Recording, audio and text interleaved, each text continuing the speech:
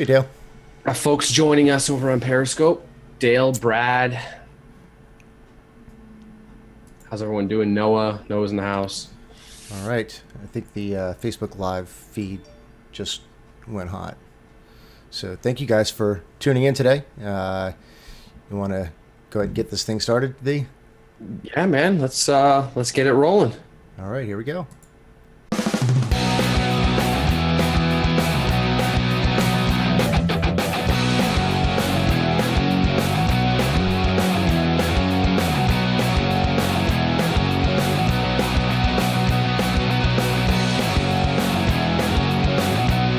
Rob.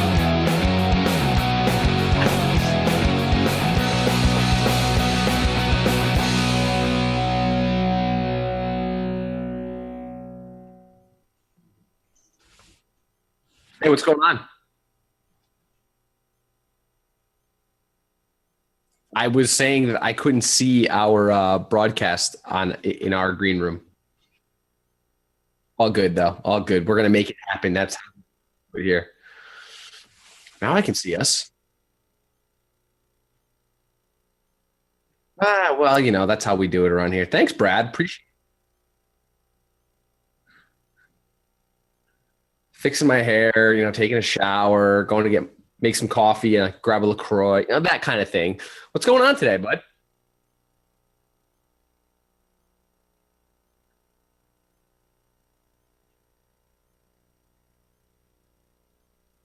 We like haters. We like haters around here. Hey, Rob, I don't think your audio is on. Yeah, I keep doing that. I'm so Yeah. used to being behind the camera. I'm sorry, guys. I'm so used to being behind the camera and having my mic muted that I've got to like retrain my brain into thinking that, oh, this is the one time of the week where you actually have to have your microphone on. Good, good. Thank you Yeah. guys, Brad, Jed. Thank you guys for giving us the heads up. Jean Richet, appreciate you giving us the heads up that Rob's audio was out. Yeah. Thank you, guys. Trying to get Rob from behind the producer screen, the curtain, and out into the broadcasting world. And here he is. Usually right. he has the microphone off though, so it's time Right. for him to turn it back on, which he is. Anyway, Yeah. we've got a good topic here. I think we've got a great topic today. So hopefully we can keep it kind of on point because I've got like 5 concepts trying to baking into one. So your goal is to keep it on the rails because I can go on diatribes of all different ways. Well, we don't want to go off the rails. That'll be No. like Ozzy Osbourne and the Crazy Train. So That's right. That's don't right. do that. So I'll kind of since you wanted since I kind of conceived this, I'll kind of explain myself in the title. And the genesis of this kind of started percolating in my brain. And I won't mention names. You know who they are, but I read a Facebook post from somebody on Facebook, and they said salespeople focus on their needs and marketers focus on the needs of the customers. And it really kind of tweaked me in an odd way because I was like, that number one, that's just so presumptuous. Like salespeople, it's not in the best interest of a salesperson to think selfishly, right? Right. Because if you're only thinking about yourself, how sustainable are your sales? And I haven't been in marketing all my life. In fact, I've never been in marketing. I've always been in sales. And I don't know. It just, like Well, I as an said, it just entrepreneur, tweaked me. as an entrepreneur and a small business owner, you're a little bit of everything. I mean, you're the janitor, you are the salesperson, you're everything. So sales is an important role. I mean, we had this discussion yesterday about sales where it's like, hey, we are currently trying to sell our services, but it's a grind. It's something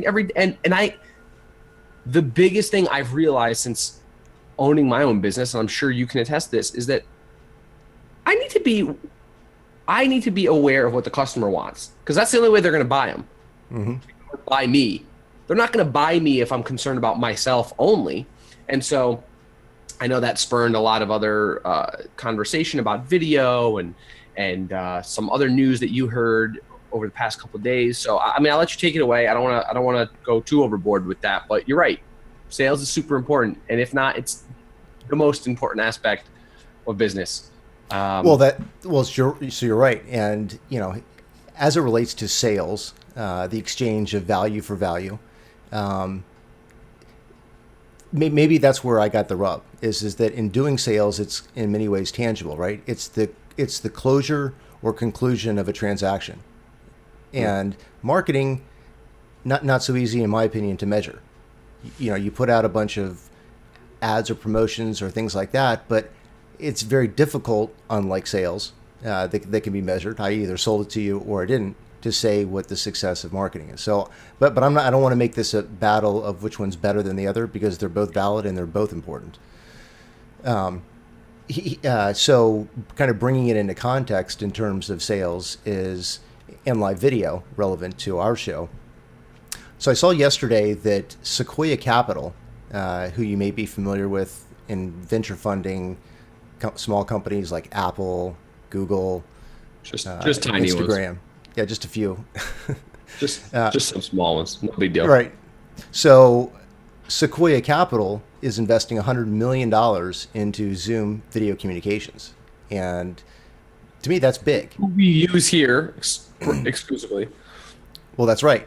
So, I'm sure most of you know that I've always been a Zoom advocate and fan. And any of the shows that I produce, that's the only collaboration tool that we use to bring people on. And the reason I use it is because it's cost effective.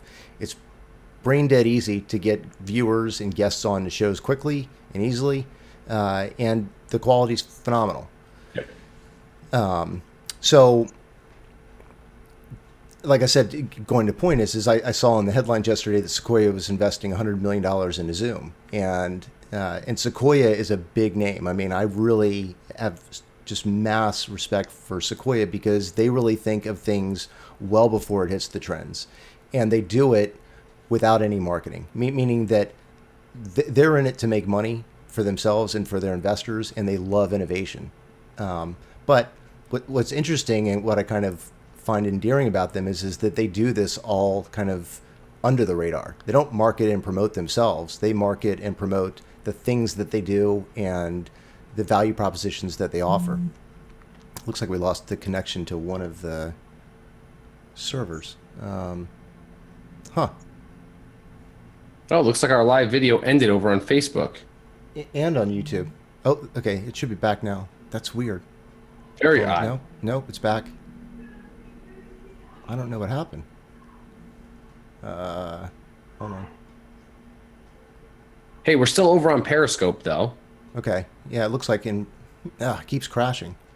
Wow, okay. Interesting. So, pardon our disruption there. We had a little disruption over on our other live streaming over on Facebook. Thank you, JR.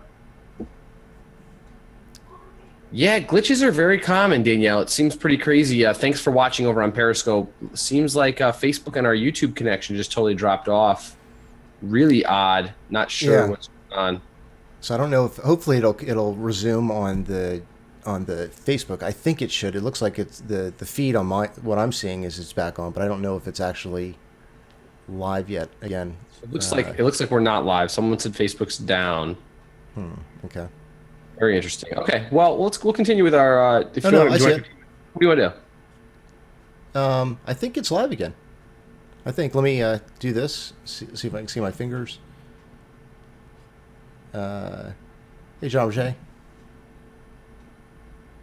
No, Jean-Roger came at the beginning. You're watching. It says was live, not is live.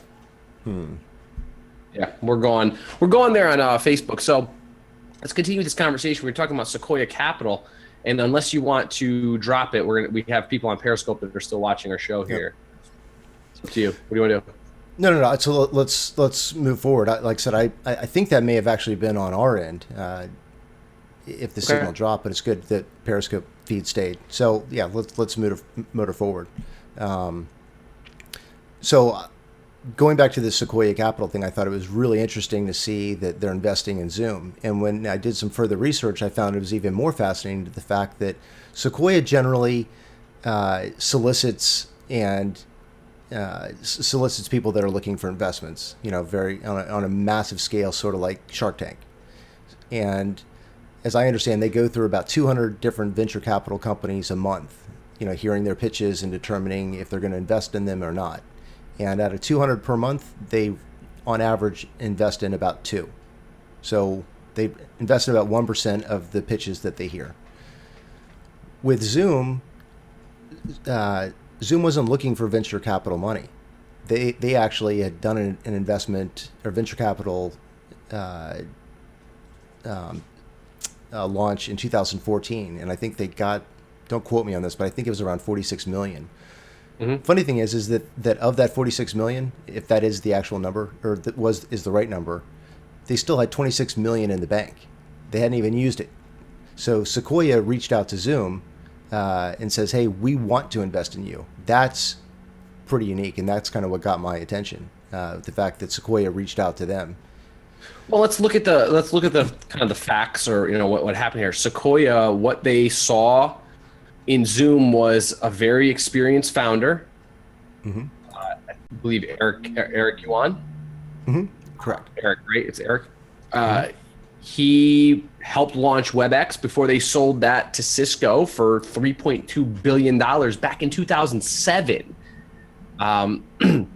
He also said it. Eric made a comment that he made a mistake when he sold that to Cisco, and that's because back in 2007, Cisco was a networking hardware company, and that they never really understood SaaS and whatnot. So he decided in 2011 to create his own, and this is what Sequoia noticed. This is what they saw, and not only did they see enough to invest $100 million in a Series D round, which was raised completely by them, no other investors, just Sequoia. That puts Zoom into the unicorn club. They're a $1 billion valuation at this point. To me, that's huge. And I know that you think the same thing, but I just wanted to give the audience a little bit more of a background to what we're talking about. They may not have seen all the news or understood kind of the nitty gritty. I mean, Zoom's a 400 employee company. Mm-hmm. Brad asked, can you talk a little about Zoom for those who don't know what it is? Rob, go ahead, because you use it exclusively and you are ingrained in Zoom. We're using it right now. Let the audience know what Zoom is specifically. Sure. So I'll give the 2-cent tour. So I've been into the video conferencing space. That's kind of been my wheelhouse for over a decade. And I've been a traditional Polycom Cisco salesperson selling the expensive gear and hardware in order to be able to enable companies to be able to do point-to-point video calls, right? And but those traditional models are hardware-based. So, Polycom and Cisco's incentive has always been to sell lead in your conference room and in your data centers to be able to make it. And it's been fantastically expensive. So thus, for 20 plus years, the only companies that really did video conferencing were the ones that were huge and could afford it. Then along comes companies like Zoom that are cloud-based. So you might want to maybe think about, I hate to say Skype because I don't want to compare Skype and Zoom because they are miles different. But the point is that the Zoom proposition is cloud-based. So there's no hardware for you to buy in your conference room other than a room computer. And there's no data center gear to buy. It's just pay as you go. So $20 a month versus dropping $250,000 down and have that kind of rot in your data center for 4 years until you do a refresh. That's big. The other thing that Zoom has done is that they've made multi-point conferencing affordable. So that allows lots of people to get into a room easily. I think one of the big mistakes that Cisco and Polycom made maybe 5 or 6 years ago, sorry for the PoE switch fan, I know it's loud, but is, when you make something so complicated to use, expensive, and proprietary, you lose tons of buy-in. And Zoom was very good early on in developing their cloud system to not only be able to work with existing video conferencing codecs like Polycom and Cisco, but more importantly is that they made it accessible to users and the devices that they probably already owned. They made it accessible to their iPhones and their iPads and their laptops and their PCs. So, collaboration from anywhere. You download the app for free. You don't have to pay a license and all this kind of other stuff on it, and it's phenomenally easy to use. So I didn't mean to go on a diatribe, but that's what Zoom is. It's a cloud-based video conferencing service that fantastically competes against what I would consider the traditional big guys of Cisco, Polycom, and maybe Life-Size. Cool. So that takes us into what just happened, where they got a huge investment from Sequoia Capital, massive investment, or a venture capitalist firm. And know that there's more beyond that, right? You've got some I don't want to say insight, but you've got some thoughts on how that's moving media, really taking mass media and changing it because of Sequoia's other investments. What are your thoughts there, Rob?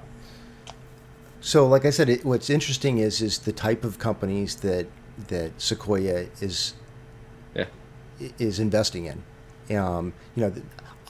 I follow them because I see that they're ahead of the curve. They don't focus on the marketing and the hype. They really focus on the long-term explosions and being able to predict things, way into the future.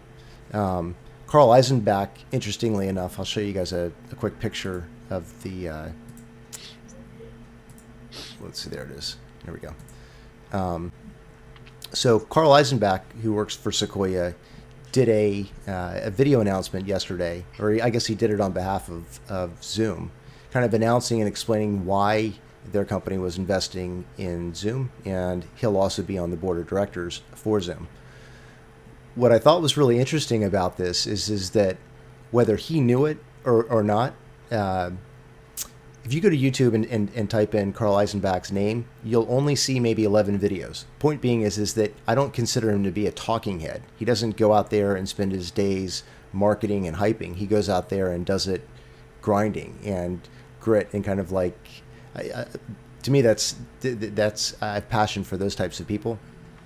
But interestingly enough, he did do this video, so like one of maybe 11, and unbeknownst to him, he did a vlog, which I thought was interesting, because I think you and I have seen from some of the larger brands reaching out to us that that's actually one of the things that they want to do with live video is not necessarily do live stuff. They want to be able to do snackable videos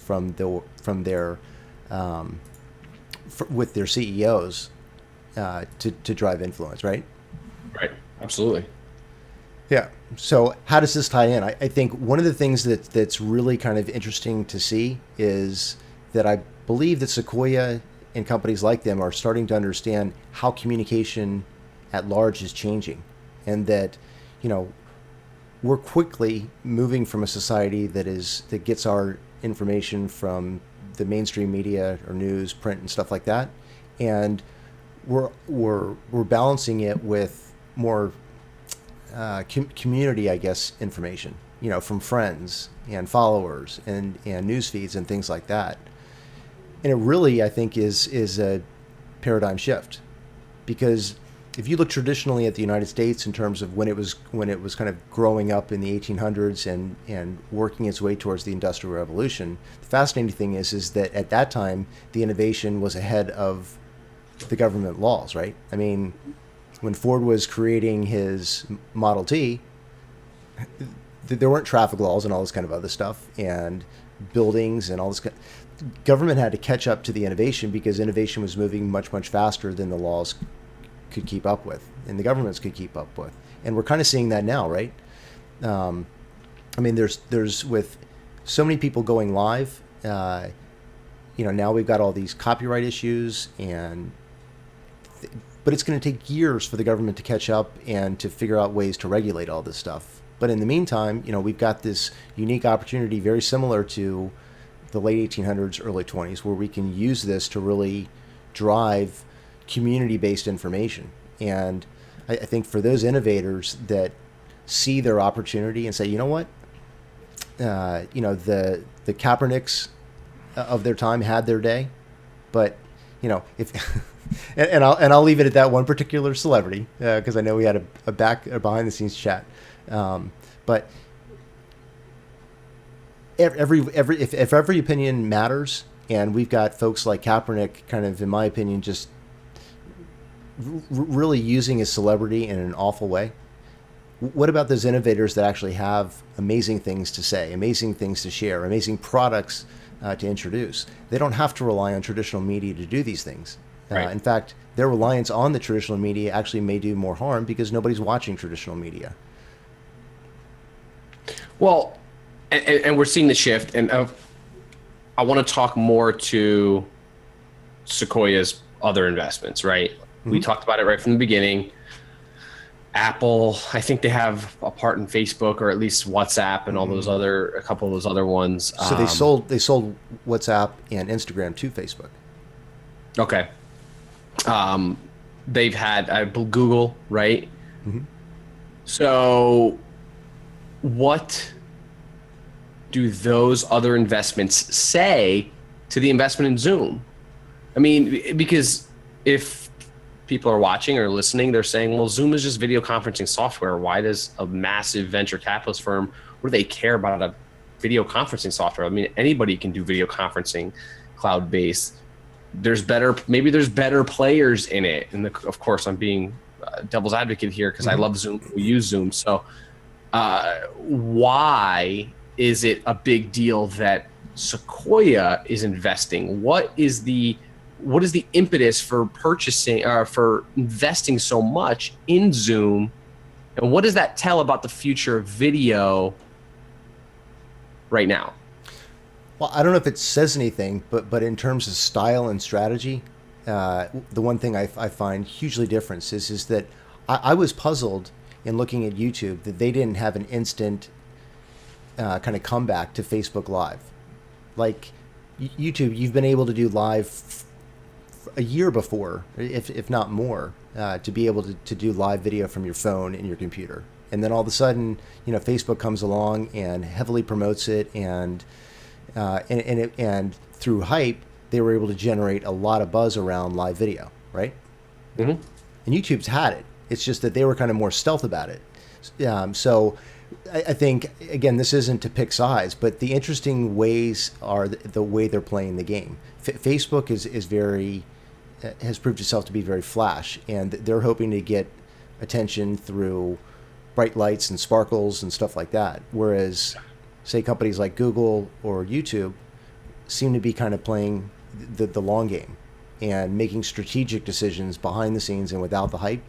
So I think the thing that's kind of common is, so you've got Apple, and I think for sure Apple does an amazing job of promotion, and they do a lot of stuff, but I don't think they do a lot of hype based stuff. Would you say?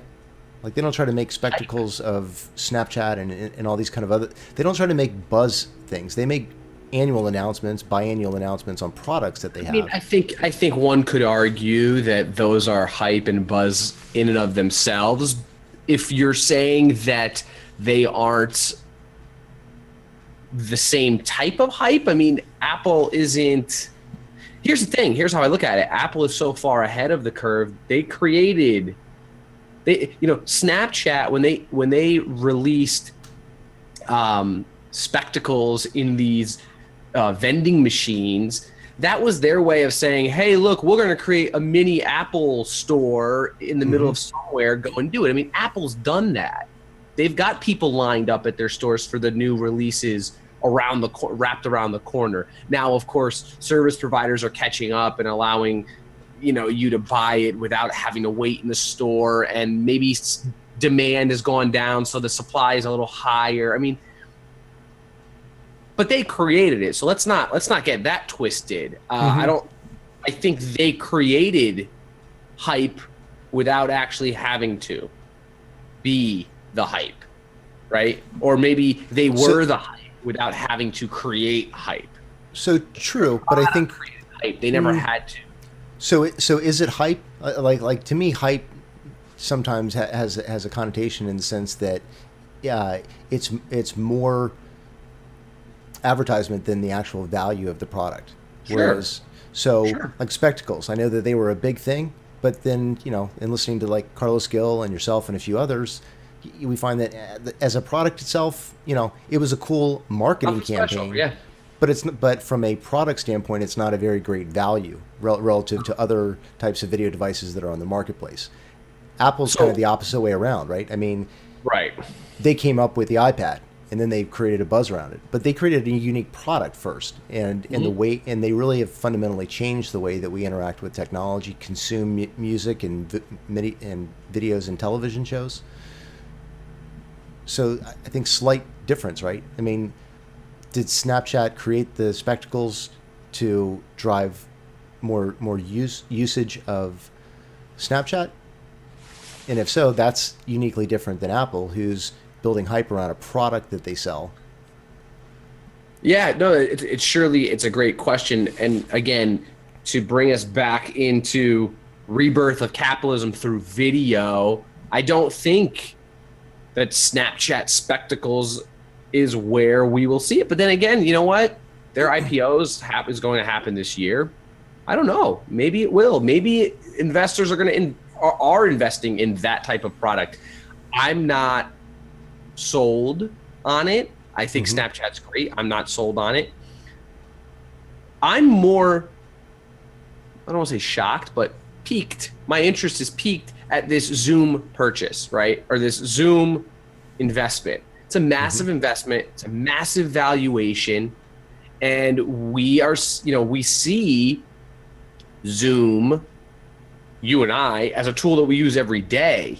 Right. Where can this put this video conferencing? Where can this take remote content creation, much like we're doing here? You're in Ellicott City, Maryland. I'm in Columbus, Ohio. We're broadcasting to, we were broadcasting to YouTube and Facebook, but we're live on Facebook. We're live on YouTube. Tech difficulties, but we're live on YouTube. And our Periscope viewers, thank you for watching. What does this say for those options? Does it change the way we consume and create content? Does it change the way media? We had viewers on Periscope saying traditional radio is dead. Radio and TV is dead. Newspapers are dead. Some are saying that YouTube is slow to innovate. Yeah, but I don't know that the technologies are dead. I think when I was thinking about the title in terms of the migration from mass media to mass innovation, what I kind of saw in that is a movement away from people that we've traditionally kind of let shepherd our information, and so we've entrusted these organizations, groups, papers, whatever, to provide us with hopefully truthful information. And now that there's more information, some fake, some real, whatever. But I think since there's such a huge kind of trending distrust towards the media in general, people are going elsewhere for information. And I think that's where we go back into the title of the show, the migration from mass media to mass innovation, meaning that since people are moving away from the media, not necessarily the technologies, they're moving away from actually the personalities. We don't care anymore about what a lot of the traditional media folks had to say, because we've either found their information to be biased or skewed or not consistent with our own values. So we're looking elsewhere. And that's where I think what we're going to find in plays like Zoom and YouTube, Facebook, is that we're going to have more and more people creating the information space, and we're going to find better people with better information, better ideas in which we choose to follow and kind of get our ideas from. And that's where I think the big kind of paradigm shift is going to be, is that those few people that used to hold and distribute the information, that goes away. So now we've got an infinite supply of information, but we as consumers get to choose who we follow, whereas before we had very limited supply of that information. Yeah, and for those that are on Periscope asking, what is Zoom? In short, Zoom is a cloud-based teleconferencing software. Plain and simple. Video conferencing software. Video conferencing. Sorry, I don't know why I said teleconferencing. Video conferencing software.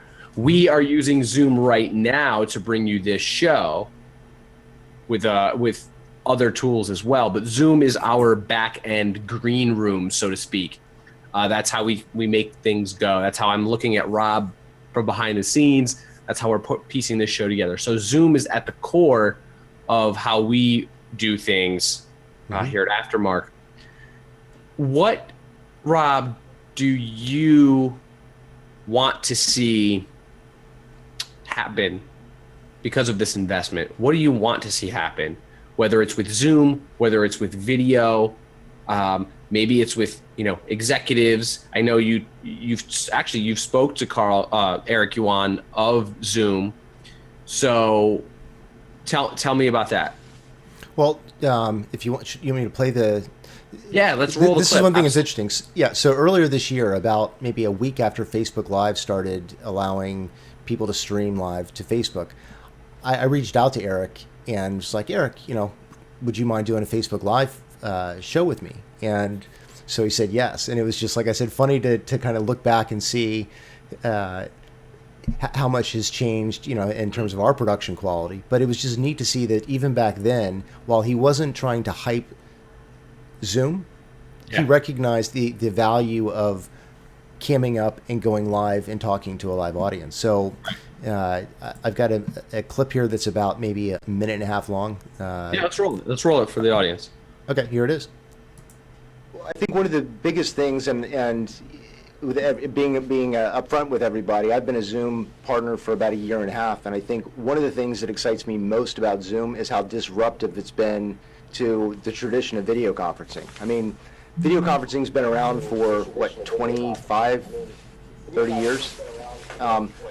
The big companies and originators of video conferencing had made it so expensive to be able to talk to each other that, and they made it so difficult and hard to use that nobody ever did it. So for so long, video conferencing just kind of got a bad name because it was expensive, it was difficult to use, and it just never went anywhere. But then along comes companies like yours, Zoom, and puts it in the cloud and totally disrupts it. So it's a monthly recurring fee. There's no pieces of lead to put in your data center.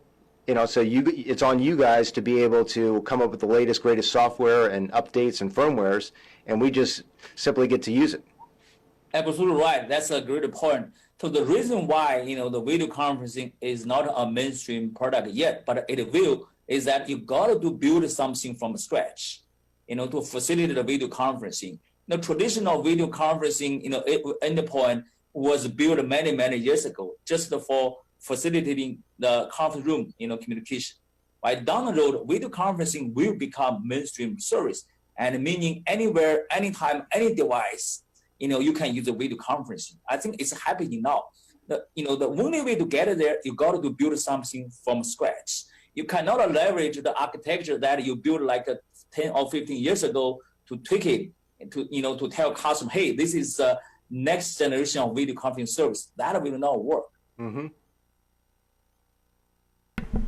Okay, so what I kind of got out of that piece was Eric, obviously he was involved with WebEx and the sale of WebEx. I think back in 2009, 11-ish, sold the company to Cisco.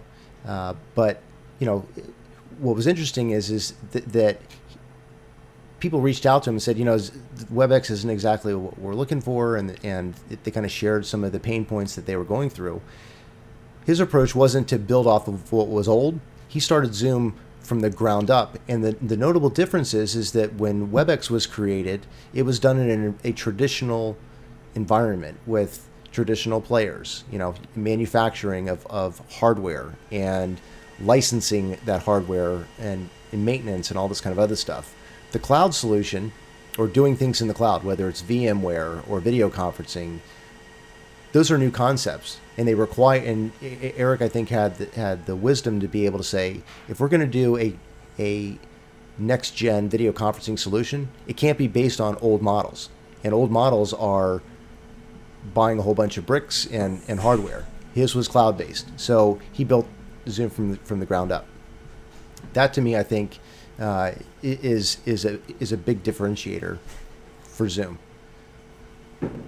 Yeah, absolutely. And Carl Eschenbach from Sequoia Capital actually stated this: Zoom is the only enterprise startup combine Apple level NPS with Slack-like usage and Facebook caliber monetization.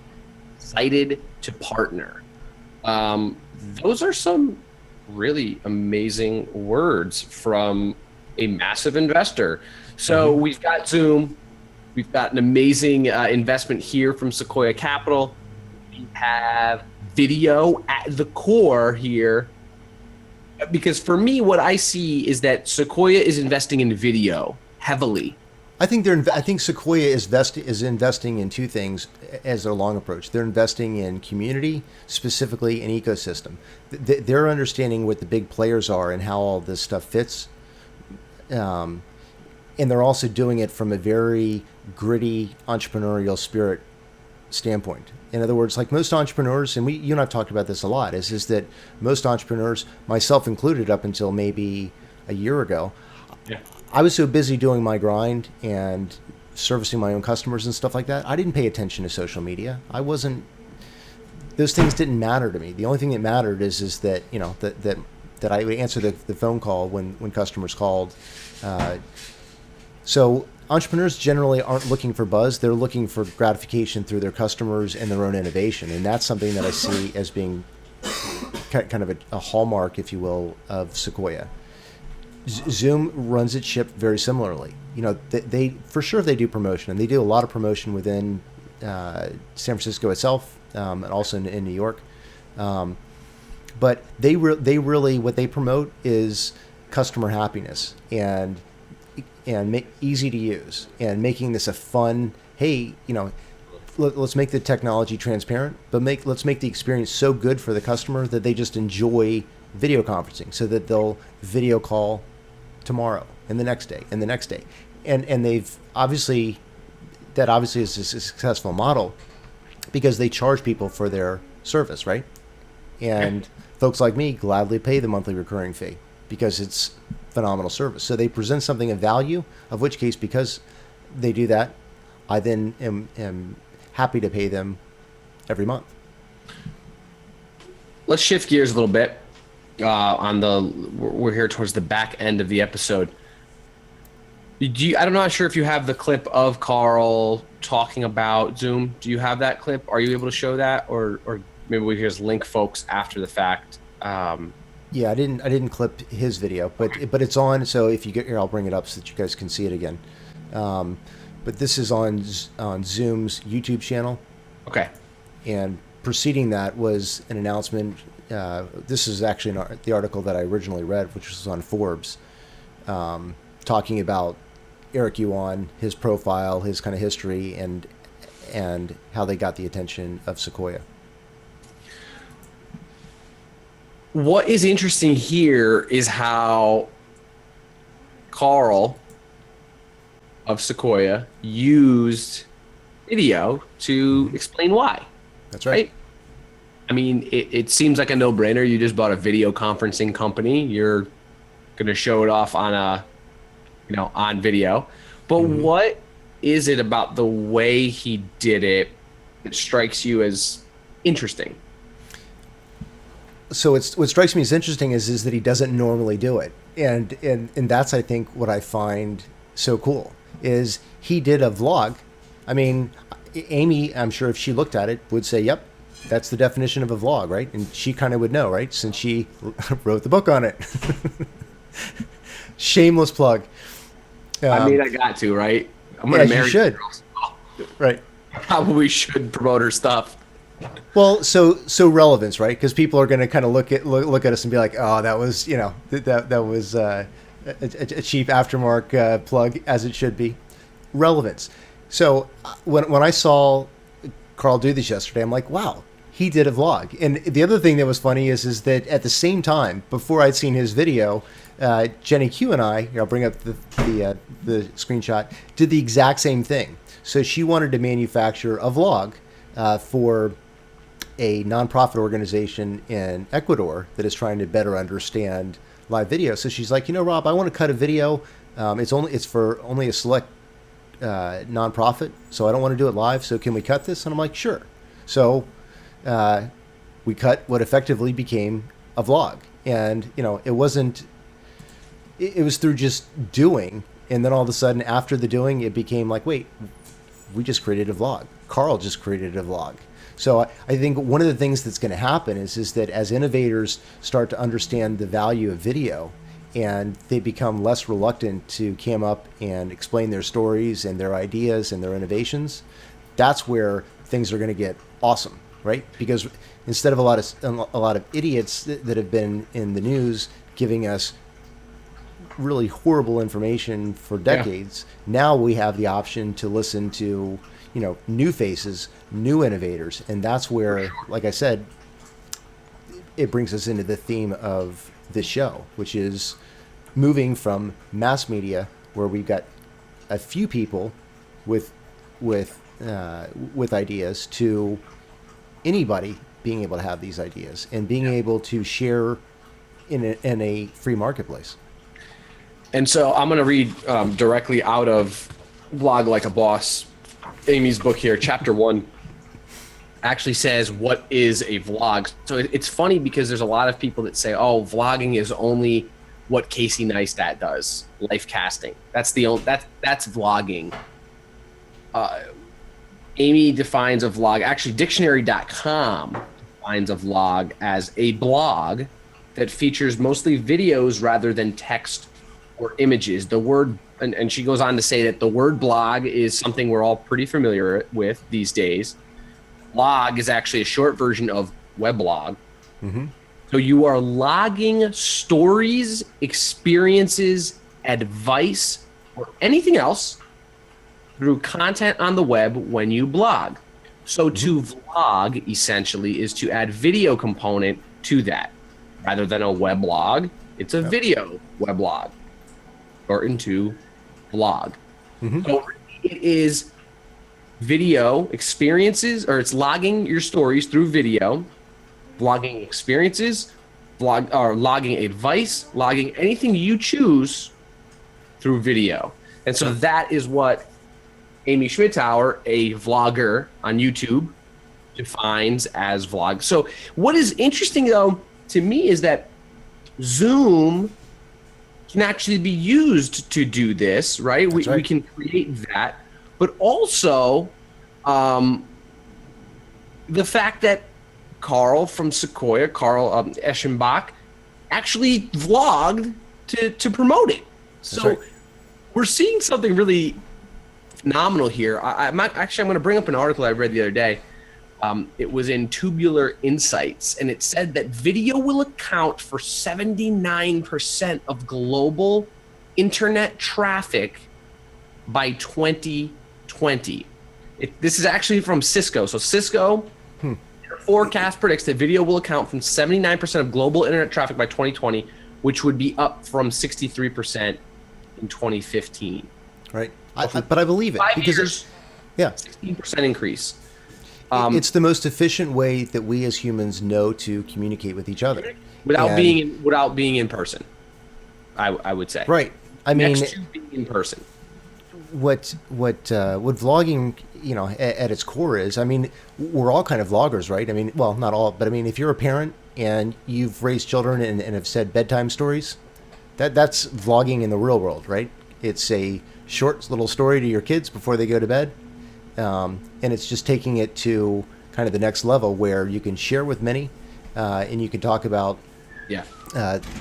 It's interesting. So, I'm absolutely certain that we're going to be able, that as business executives start to see that, hey, the barriers to communication and getting our message and ideas out there is gone, and that's where, like I said, we're going to start to see, hopefully, and this is what I'm excited about, is a lot of innovators, capitalists, and movers and shakers warming up to using video. Not necessarily live, because live, I mean, there's people are a little bit anxious sometimes to cam up. So, it was, like I said, it was funny when Jenny Q and I did her, what now in retrospect was a vlog, was the difference. Because, Amy does her vlogs in a traditional YouTube style format where she'll do the videos. She's using the YouTube platform. Yeah. But as a YouTuber, as a noun, she does it the traditional way, and even Casey Neistat. You cut a whole bunch of live videos, and then you spend hours stitching them together, editing them, and making them look polished, which works for some people, but because of time constraints, I would assume on executives, they're not going to do that. We're not going to see Carl, sitting in front of a camcorder at night, recording something, and then spending the next 3 or 4 hours stitching it together with lower thirds. Not. I'm gonna go out on a limb and say no. It's just not going to happen. But one of the things that I found last night in doing this little vlog for Jenny Q was, it was a 5-minute video or a 3-minute video, and we banged that thing out in 10 minutes. It's like, whoa, that was kind of cool. And the subtle thing is that you and I talked about this earlier, is that Amy early on had to learn to be comfortable talking into a glass lens rather than a person, right? Yep. And I think that's kind of one of the reasons why like voice recognition has taken so long to catch on. Is just people, just myself included, feel stupid talking into a remote control. Apple TV, do this. Siri, do this. I'll overcome over time, but it still just seems it's an inanimate experience. So I think the subtle thing that we kind of bumped into last night was that being able to do blogs, particularly with what we're doing, is a piece of cake. Because if we've got the pictures and the graphics and all that kind of other stuff, and the CEO just hops into our Zoom call, we can, like a short order cook, for sure, do these vlogs in 5 minutes. The CEO comes in, we've already prepared all of the content that they want to talk about in terms of just kind of making the story more three-dimensional, and it's one and done. So that, I think, if that kind of catches on, that's where we're going to start to see kind of, I think, the birth of a lot of these new ideas that'll be coming to live video and into the marketplace. Yeah. Listen, we're in for a phenomenal ride, right, over the next 5 years or so. Some will argue we're in for a phenomenal ride over the next 4 years here in the United States. But listen, we're going to see an increase in devices, more connections, faster speeds, broadband speeds, more internet users. Mm-hmm. There's going to be a huge case for spreading your message with video, especially with video. And I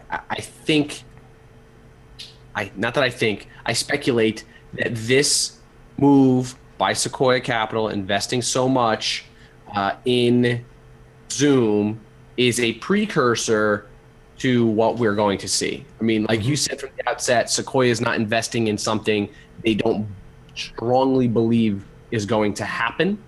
Right. And so an investment of this amount into this company and this founder, Eric Yuan, who is phenomenal, who's done phenomenal things. He's got $1 billion valuation in less than 6 years. I mean, that's fantastic. And no one talks about Zoom. Mm-hmm. Let's be real. No one talks about Zoom. And you know what? But what's funny is that, and he probably laughs all the way to the bank, because he's not focused on the hype. He's focused on providing value, genuinely making his customers happy, and that's kind of, for me, what capitalism represents. It's the fruit. Your reward is the fruit of you providing value to other people. Mm-hmm. And that's what, I mean, when it becomes crony capitalism, where you're suppressing other people to be able to equally compete in the free market, that to me is not the definition of capitalism. That's the way that we've been using it in the United States, in my opinion, for 50 plus years. But that speaks more to government than it does about capitalism. So yeah, that's, I think, one of the reasons why I'm so excited about Zoom is that they just kind of just do their thing, just day after day, make their customers happy. And, and because of that, the reward is that you've got companies like Sequoia coming to you, saying, hey, we want to invest in you. And I think the bigger picture for Sequoia is if you look at what they're doing, at what they've done or invested in Google and with Apple, how does all this stuff fit? You've got Facebook as a platform, but I think Facebook really tries to be a walled garden with their content. Facebook believes in an ecosystem, but that ecosystem is Facebook. And I think you have companies like Sequoia that also believe in the ecosystem, but not a walled ecosystem. That it's more about collaboration and figuring things out together that will work best. And I think because of that, Zoom is one of the chess pieces that they're acquiring or investing into to continue to build a much wider ecosystem. Yeah, absolutely. I don't have any devices up right now, so I can't see any questions because I didn't see any questions over on YouTube, and I didn't see any questions over on Periscope. It was kind of clonking out on me. But I do want to say that for those interested in video blogging, this book, Vlog Like a Boss by Amy Schmittauer, will be out January 31st officially in the Amazon store. We don't have the links yet, but we'll make sure to drop those in any of the show notes or in the posts that you see this video in. If you aren't already involved in video logging your business, your inside your company, maybe you're an executive and you want to brand yourself.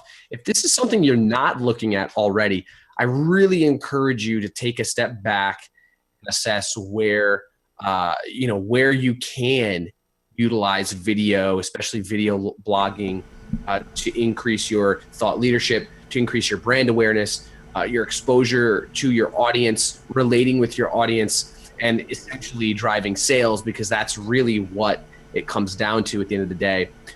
Really, really would be an amazing thing to look at for 2017 and beyond with what we will see over the next 3, 4, 5 years when it comes to video. Those are my final thoughts on the topic. Rob?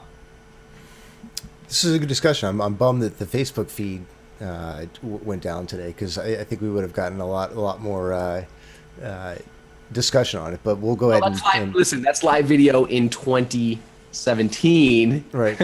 Early 2017. We'll get that sorted out. We'll get it over to you in every way possible. And until next time, this is Brand Matters Live with Vincenzo Landino and Rob Hicks. We'll see you next time. All right. See you guys.